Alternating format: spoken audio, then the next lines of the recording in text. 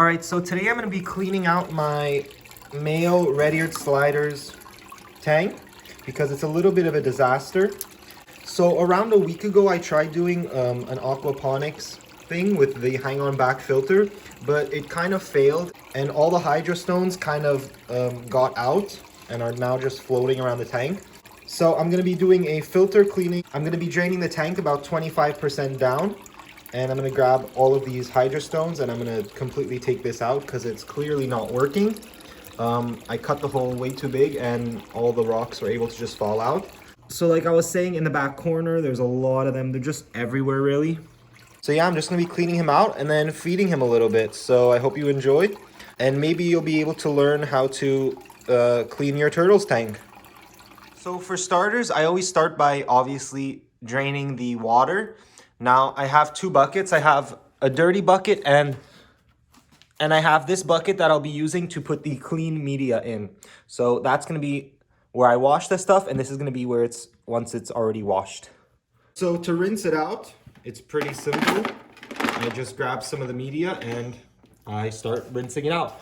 Now this water right here is tank water, so there's no problem rinsing out all the biological media and the sponges in this because this is dechlorinated water.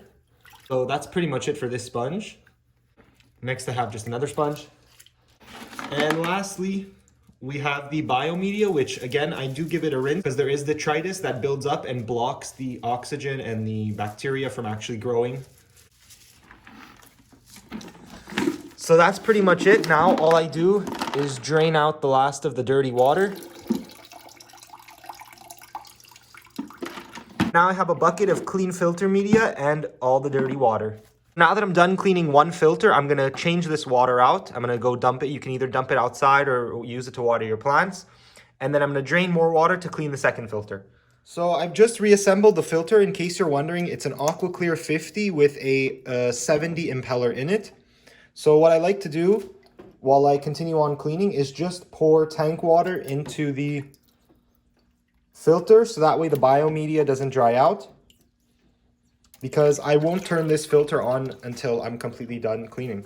I can just close it, and that's it for this filter. So now I'm going to be moving on to this disaster. I have to get these out. Maybe I'll keep these and recycle them somehow or reuse them, but this has got to go because it's not working. So basically, I'm just going to do the same process again. I'm going to drain some tank water and I'm going to get to cleaning that filter. So while I'm waiting for some water to drain, I'll just explain what kind of filters I have on this tank. So this is a 60-gallon tank and there are 3 filters on it. There's one right here. It's the underwater Fluval U3. Up here I have the, just as I said, AquaClear 50. And then over here I have the AquaClear 110. So I probably don't need all of these filters. I did used to have a canister filter, but I found the cleaning process was just way too long. With these filters, it's so simple. And the one over there, I don't have to clean today, but that one is super simple to clean also. All right, quick update. So I was able to clear this thing out. It was a disaster. There are like hundreds of the aquaponic material all in the bottom, but I'm gonna get that after. So I'm just gonna show you guys what I was trying to do with this. It was basically gonna be like using this filter to sort of make a wet, dry aquaponics. And I just had some lucky bamboo in it, but basically I cut the hole way too big so all the rocks were able to escape. So I don't know if I'm going to do it again. I don't know if I'm going to buy another one of these, but that was a fail. Another thing I thought I'd mention is to make sure when you're cleaning your filters that you empty out the bottom, because this water is all gross and disgusting, and you don't want all this gross and dirty water going through your freshly cleaned media. So I'm done cleaning both filters. That was probably the easiest part, and usually all I have to do is clean the filters, but I still have to drain the water and take out all those rocks that are on the bottom. So in total it takes me probably like 20 minutes to clean both. It's very simple, very fast. When I used to have my old canister filter, it took me around 45 minutes to carry that thing and bring it outside and clean it out there. So I did really like my canister filter. Don't get me wrong, it cleaned the tank very well, but I just found that the cleaning process of the filter took way too long. So that's why I have just 3 filters now instead, which I find it actually very fast to clean. So I'm just about finished removing all of the rocks that fell. Unfortunately, I had to remove my turtle because he wouldn't stop trying biting my fingers, which is pretty expected from a red-eared slider. But here he is, he's pretty chill in my hand. He's not scared at all. He's just really food motivated, again, which is normal for red-eared sliders. But if you guys don't know the story about this turtle, so he used to be housed with another turtle.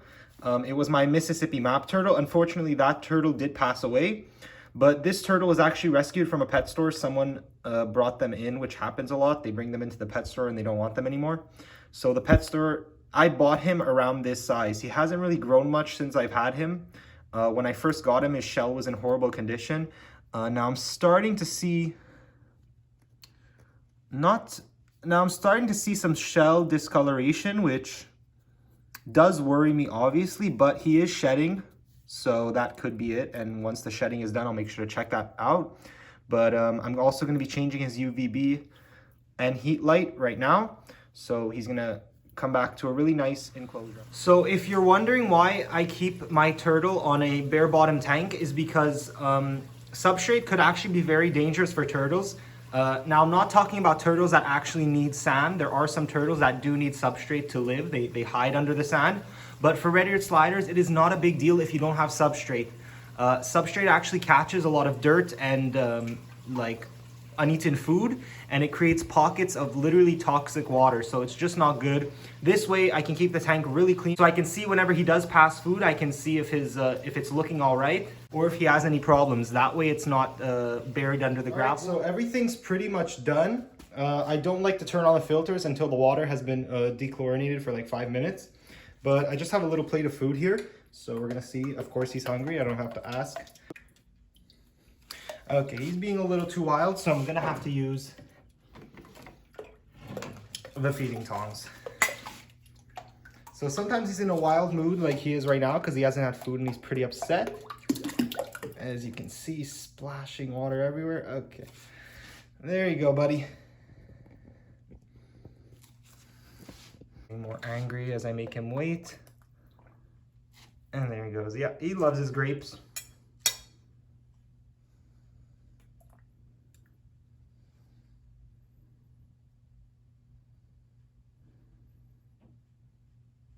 And basically I just gave him 2 grapes that are cut up into 4s. And then I have a mix of greens, which he actually loves to eat, so that's pretty good.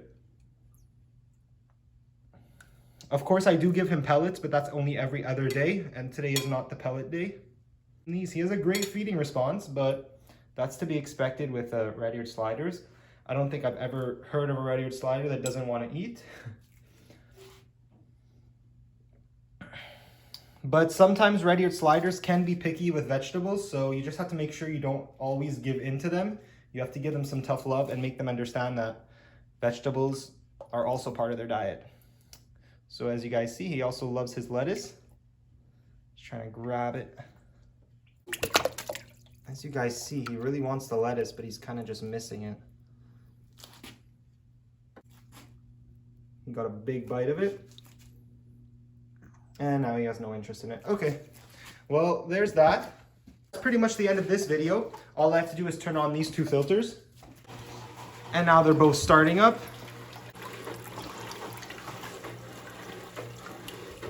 As you guys can tell, this one starts up way faster than that one. But nonetheless, this one is starting up. Sorry, I'm yelling over here. It's just because it's really loud with all the air bubbles. But now we're all good. Perfect flow. Happy turtle, and the water is getting clean. Thanks for watching. I hope you guys enjoyed. And if you have any questions about anything you've seen here, maybe the filters, just leave them in the comments down below. I'll be happy to respond. And thanks for watching. Hope you guys learned something and hope you guys enjoyed.